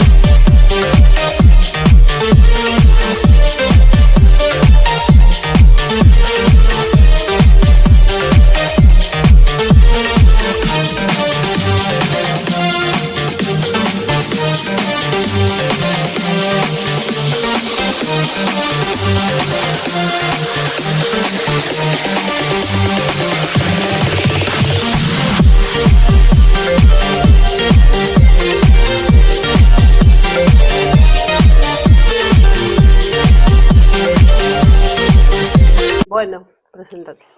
Buenas tardes, Pastor. pastor. Buenas tardes. Mucho gusto. Yo soy Oscar, que soy católico. Más atrás. Ahí habla. Yo quería hacerle la pregunta, recién lo escuchaba cuando le explicaba a usted, a la anterior señora, que tenga paciencia con su marido, que porque ella no quiere ir a misa y todo eso. Creo que cuando estamos en el catolicismo o en el evangelismo, hablamos del mismo Señor, ¿o no? Sí, sí. Lo que pasa es que yo tengo el micrófono cerrado para que no se acople aquí el sonido. Claro que tenemos al mismo Señor, claro, por supuesto. Solamente hay uno, no hay dos señores, hay uno solo. Exacto, exactamente. Entonces, ¿por qué esas diferencias? Bueno, con todo mi respeto, perdón, dígame su nombre otra vez, disculpe que se me olvidó. Oscar, pastor. Oscar, ok, gracias. Oscar, la diferencia entre los católicos y los evangélicos no está en el Señor, en absoluto. Ahí no está, ahí no radica la diferencia entre un católico y un evangélico. Sí, ya lo sé. Si usted y yo nos sentamos a comer un asado allí en Argentina, o en España, o donde sea, y sale el tema del Señor, su Señor es exactamente igual que el mío. Se llama Jesucristo, su madre se llamaba María, su padre se llamaba José, nació en un pueblecito llamado Belén de Judea, en Israel, hace 2000 años, murió en una cruz, resucitó al tercer día, ascendió, está sentado a la diestra de Dios Padre, todo es igual, todo es exactamente igual. La diferencia repito, no está en el tema del Señor. Está en otras cosas que también son de vital importancia. Por ejemplo, un buen católico, un católico como tiene que ser, pues tiene que estar sometido a una autoridad que, por ejemplo, como usted sabe bien, y ahora además es de origen argentino, como es el Papa. Ahí ya hay una diferencia bastante grande. Otra diferencia bastante grande, por ejemplo, es a la hora de confesar nuestros pecados. Yo no voy nunca a ningún hombre a contarle mis pecados, ni mi vida, ni nada. Yo voy directamente a Dios. Un buen católico tiene que ir primeramente a un confesionario y después de pedir perdón por sus pecados, según la doctrina católica, el cura lo absuelve de sus pecados, le manda una penitencia, la hace y, en principio, es lo que tiene que hacer para el perdón de sus pecados. Otra gran diferencia. Correcto, pastor, yo estoy de acuerdo con lo que Evangélicos dice usted. creemos que hay un cielo y un infierno. Un buen católico, antiguamente, digo antiguamente y ahora le voy a decir por qué, creía que había 4 lugares a los que se podía ir una persona al morir: el cielo, el infierno, el purgatorio y el limbo. Pero Ratzinger, el Papa Ratzinger, el que dimitió, ¿se acuerda? Él quitó la doctrina del limbo y ahora solamente hay 3 dentro de la doctrina católica: cielo, infierno y purgatorio. Es una diferencia muy grande. Es decir, la diferencia no radica en el Señor. La diferencia radica en otras muchas cosas que son de vital importancia. Por lo tanto, nos une el Señor, pero lamentablemente nos separan otras muchísimas cosas que son de vital importancia. Y otra cosa, y le dejo paso para que si usted quiere aportar o decir algo más, es lo siguiente. En el mundo de la Iglesia Católica, cuando usted entra a cualquier iglesia de España, de Argentina, de Colombia o de cualquier país del mundo, generalmente, no siempre, pero generalmente usted va a ver una cruz donde está crucificado el Señor Jesucristo en una imagen. Usted jamás va a encontrar en ninguna iglesia evangélica del mundo una cruz donde el Señor Jesucristo esté crucificado. ¿Por qué? Porque nosotros no solamente creemos en la crucifixión, un hecho trascendental y de vital importancia, sino que además creemos en la resurrección del Señor Jesucristo, y Él está dentro de nuestros corazones. Cuando yo era católico, yo tenía a Cristo colgado aquí en el cuello, en una pequeña cruz, en una pequeña cadenita. Hoy en día, como usted puede comprobar, yo no llevo absolutamente nada, pero lo llevo, no colgado ahora afuera, sino lo llevo dentro de mi corazón. Entonces, repito, en cuanto al Señor, hablamos de la misma persona, pero luego hay muchísimas cosas, como usted sabe perfectamente bien, que nos separan y que son las cosas que a la luz de la Biblia, a la luz de la palabra de Dios, son las cosas que chocan cuando uno lee la Biblia. Dice, pero ¿por qué tengo yo que creer? ¿Por qué tengo yo que practicar en cosas que mi Biblia, la palabra de mi Dios, la palabra de mi Señor, no me enseña? ¿Quién entonces las enseñó? ¿Quién las incluyó? ¿De dónde salen tantas y tantas prácticas y tradiciones que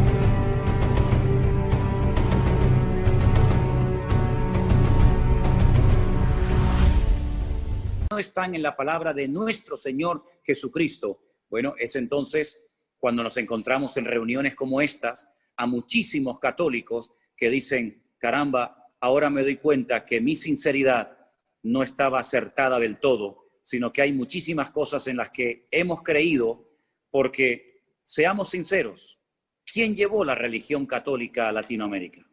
¿Los japoneses? ¿Los árabes? ¿Los chinos? No, los españoles. Los españoles llevaron la espada y llevaron la cruz.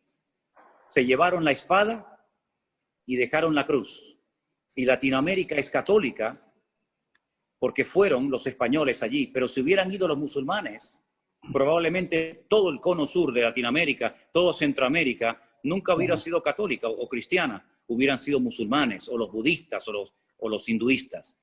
Es decir, que muchas veces la religión tiene que ver con aspectos culturales, no tanto con aspectos de elección personal. Yo hoy en día soy cristiano porque yo quiero ser cristiano, no porque nací en un país cristiano y porque mis padres o mis antepasados fueron cristianos, sino porque yo quiero ser cristiano. No es por imposición, es por convicción personal. Y eso, lamentablemente, en el catolicismo, con todo mi respeto, y usted lo sabe perfectamente bien, no se enseña. ¿Por qué? Porque en el momento en el que al niño se le mete en la pila bautismal y se le bautiza, automáticamente ya forma parte directa y activa de la Iglesia Católica. Y eso no enseña la Biblia. La Biblia nos enseña que si no nacemos de nuevo, no podemos entrar en el reino de los cielos. ¿Se da cuenta? Hablamos del mismo Señor, pero a la hora de la doctrina, del músculo, lo que adorna, digamos, todo el cristianismo, evidentemente hay muchísimas diferencias. Adelante, si usted quiere hablar algo más o preguntarme. Sí, cómo no. Pero eso no cambia. ¿Me escucha, pastor? Sí, señor, le escucho perfectamente. Eso no cambia mi fe hacia Dios.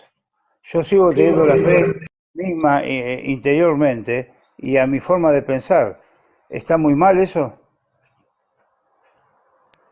¿Me podría repetir la pregunta, por favor, que no la escuché bien?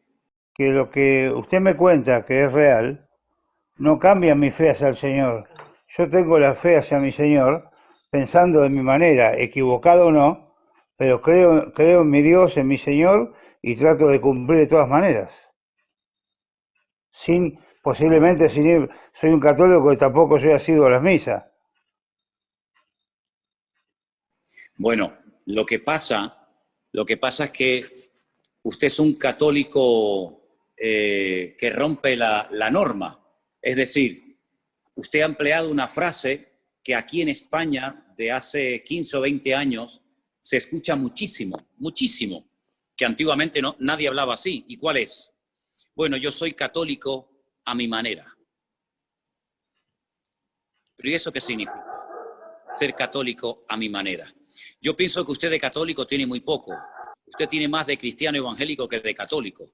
Lo que pasa es que tiene el peso de la religión que heredó, pero realmente usted de católico tiene muy poco, porque si usted no va a misa, si usted adora solamente a Dios, usted no es idólatra, usted cree en la Biblia, en la palabra de Dios, usted no es el típico católico.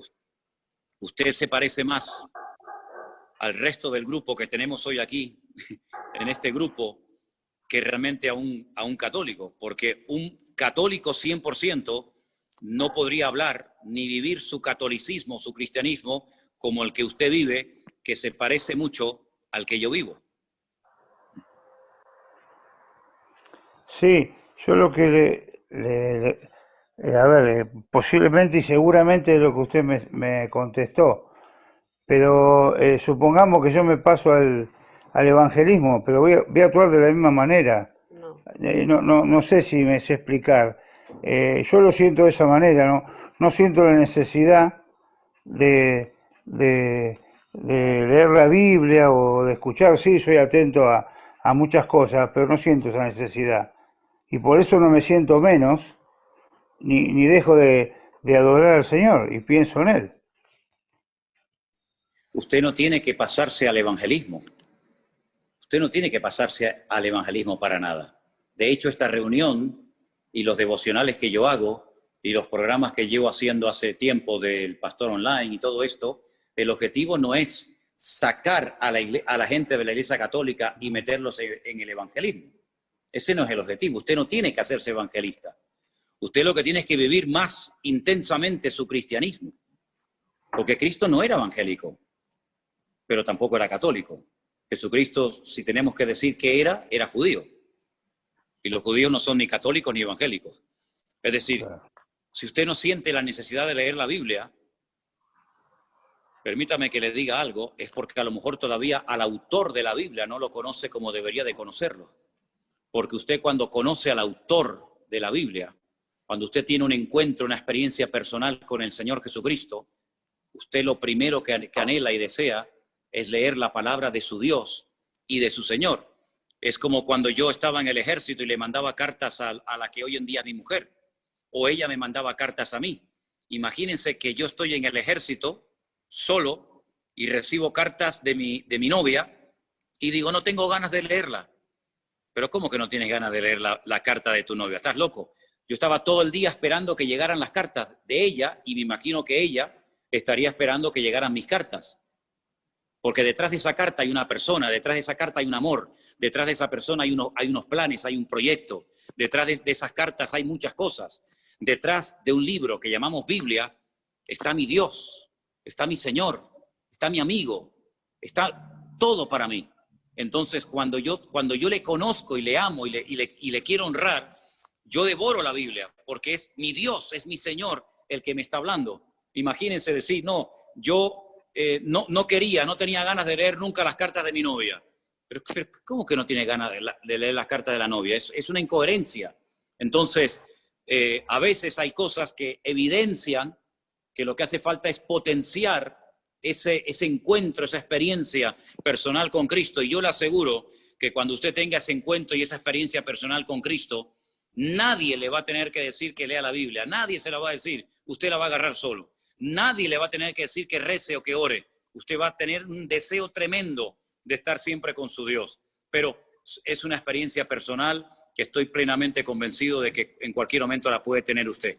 Pero le felicito por su sinceridad, por su amor a Dios, y me alegro muchísimo de que haya estado con nosotros en este grupo en esta tarde. Ha sido un gusto conocerlo. Le mando un gran abrazo. Dios le bendiga grandemente. Y igualmente para usted, voy a dar lugar ya a la pastor. última persona que me decían que era, perdón. No sé, pasa que mucho. Irma Díaz, me dicen que es la última persona que vamos a darle lugar en esta tarde. Y disculpen que nos hayamos alargado un poquito, pero si hay preguntas tenía que dedicarle tiempo. Irma está por ahí, por favor. Y disculpen a los que no le hemos dado lugar. Vamos a tener otras reuniones, si les parece, ¿sí? A ver, ¿dónde está Irma? Que no la veo. ¿Está por ahí? Abra su micrófono, Irma, para que la escuchemos bien, por favor. No se oye. Lo tiene abierto, así que hable, Irma. ¿Está bien? Sí, está bien. Ahora, hable fuerte Sí. que la oímos bien. Sí, buenos días, pastor.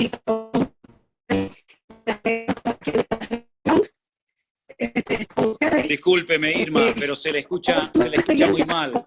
Entonces, no se enfade con nosotros. Enfádese con la compañía telefónica, pero no conmigo.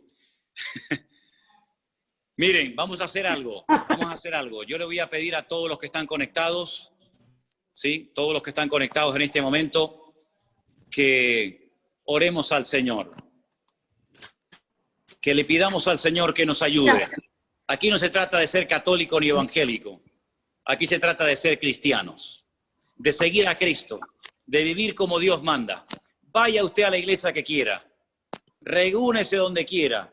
De hecho, ninguno de ustedes, fíjense lo que son las cosas, ninguno de ustedes se puede congregar con nosotros aquí en Canarias, para que se dé cuenta de que el objetivo no es atraer a la gente a nuestra iglesia para que seamos más. No, es que es imposible hacerlo. Aquí de lo que se trata es que el Señor esté con nosotros, que nosotros estemos con Él. Y hermanos, seamos sinceros, el mundo está que se cae a pedazos. El mundo está muy mal. Miren, hoy, y permítame que les comparta esta noticia, hay una cadena muy famosa de hoteles en España que se llama Riu, con R, Riu. Aquí en Canarias, esta cadena hotelera de hoteles muy buenos tiene 11 hoteles. ¿Saben cuántos cerraron hoy? ¿Saben cuántos cientos y cientos de personas hoy han perdido su puesto de trabajo? 8 hoteles. De los 11 hoteles de la cadena Riu, hoy se cerraron 8. No sabemos si se van a volver a abrir. Millones de personas están en el mundo tirándose de los pelos de la cabeza porque no saben lo que va a pasar con su vida mañana. Hemos llegado a una situación en la que olvídese de evangélico, olvídese de católico, aquí hay que agarrarse a Dios con uñas y dientes y pelearla y clamar al Señor con todo nuestro corazón para que el Señor nos ayude y guarde nuestras vidas y nuestras familias. Están cayendo la gente como moscas. Ya se están infectando niños pequeñitos. Tenemos a las puertas aquí en España algo que puede ser un caos terrible. Millones de niños y de adolescentes y de jóvenes van a comenzar en estos días las clases en el colegio. Lo que va a pasar, nadie lo sabe. Hay ricos que se están muriendo, y pobres también, y blancos, y negros, y latinos, y americanos, y católicos, y evangélicos, y ateos. Esto afecta a todo el mundo. Solamente nos queda una esperanza. No es la política, no es el deporte, no son los pastores. La única esperanza que nos queda firme, el ancla firme, es nuestro Dios. Y Él nos ha unido. No les conozco personalmente. Tal vez nunca nos conoceremos, no lo sé, solo Dios lo sabe. Pero aquí lo importante es que conozcamos a Dios, que dejemos a un lado nuestras diferencias, si es que las hay, y miremos solamente a lo alto, a nuestro Dios, y que Él nos guarde en esta hora tremenda que está sacudiendo a todo el mundo. No hay control en algunos países, ya no saben cuántos mueren, ya no saben cuántos son infectados. Así que pongamos nuestra confianza en Dios, queridos hermanos y amigos. Y ahí donde estás, cierra tus ojos y vamos a orar y dile: Señor, entra en mi corazón, te pido perdón por mis pecados, me arrepiento de haber pecado contra ti, me arrepiento de haber creído, de haber practicado, de haber adorado cosas que no eran de tu agrado. Pero hoy te pedimos todos, cristianos, católicos, evangélicos, da igual, hoy todos te pedimos perdón, Señor. Perdónanos porque todos hemos pecado, todos estamos separados, todos nos hemos descarriado como ovejas, cada cual se apartó por su camino. Unos escogieron una religión, otras otro, pero todos al final nos perdimos. Pero gloria a Dios que tú mandaste al Salvador, al camino, a la verdad y a la vida, que es Jesucristo, el Salvador del mundo, a la tierra, para que muriera por nuestros pecados y a través de su sacrificio y de su resurrección poder obtener el perdón de nuestras almas y poder experimentar el gozo de la salvación. Señor, gracias por esta reunión preciosa donde nos hemos visto las caras, donde nos hemos conocido, donde hemos oído la voz de muchos preguntando, opinando. Señor, pido una gran bendición para todos mis hermanos, para estas familias que están representadas con estos hermanos y hermanas que hoy se han juntado en esta reunión de Zoom. Señor, ayúdanos, que no te fallemos en esta hora. Aumenta nuestra fe, Señor. Aviva y despierta a tu amada iglesia y únenos con tu Espíritu Santo, Señor, para que demos testimonio al mundo en esta hora difícil en la que estamos viviendo todos los habitantes de la tierra. Ayúdanos a los cristianos, ayúdanos a nosotros como pueblo de Dios, iglesia tuya que somos, a mantenernos firmes en la fe, a no tener miedo de nada ni de nadie. Señor, y sigue obrando milagros y maravillas en la vida de todos y de cada uno de nosotros. Muchas gracias, Señor, por esta reunión maravillosa, inolvidable que hemos tenido en este día. Bendigo a todos mis hermanos, Señor, y que tú sigas usando nuestras vidas, lo poquito que podemos aportar desde esta parte del mundo para bendecir a tanta gente. Ayúdanos, Señor, y que no haya nadie que se pierda, que no haya nadie que se condene, que no haya nadie que pierda la oportunidad y el privilegio de conocer a Cristo como su Señor y Salvador personal. Gracias te damos en el nombre de tu amado Hijo Jesús. Amén. Y amén. Gloria a Dios. Mis queridos hermanos, Dios les bendiga. Sé que ha habido problemitas con el sonido, con la imagen, con una cosa y con otra, pero gracias al Señor hemos podido celebrar esta reunión. Que Dios les bendiga. Me alegro mucho de haber estado con ustedes. Gracias a Vanessa, que ha estado arriba en el ordenador, a Anderson, nuestro hermano Armando. Hemos estado grabando esto para también que otras personas también puedan ser bendecidas. Ahora, si quieren, abran todos sus micrófonos y que el Señor les guarde y les bendiga. Yo mañana estaré por la mañana en el devocional, como siempre, a la misma hora, y que Dios les guarde. Sigan orando por nosotros, como nosotros lo hacemos por ustedes.